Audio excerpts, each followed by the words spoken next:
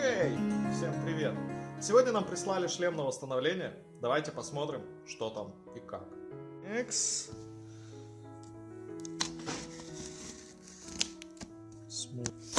Одной рукой это делать не очень удобно. Так, хорошо. Дальше проще. Текс. Что там у нас есть? Ага, так, упаковка. Упаковка. Красавец.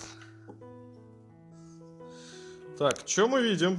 Мы видим сахарку образца нулевых.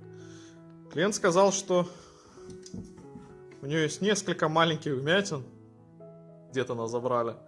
Как раз забрала, по-моему, более-менее ровно. Давайте посчитаем, сколько здесь вмятин. Считаем вместе со мной. Так, раз плеяда, 2, 3, 4, 5, 6, 7, 8, 9, 10, 11. Большая такая, может быть, не сразу. 12. Так, 13, 14, 15, 16. Так, 17. Пропустили. 18, 19, 20, 21.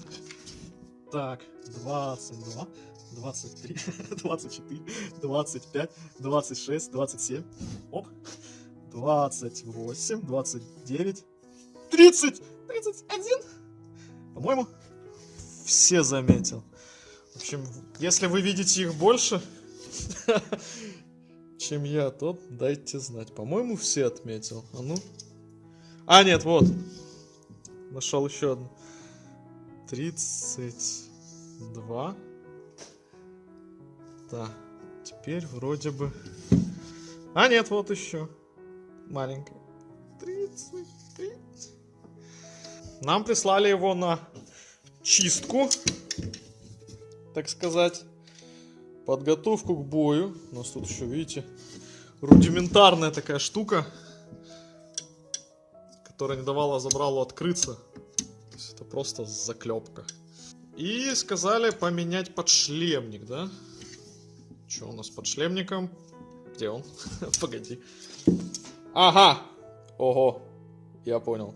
Это вот эта подушка. Это у нас... О. Как это?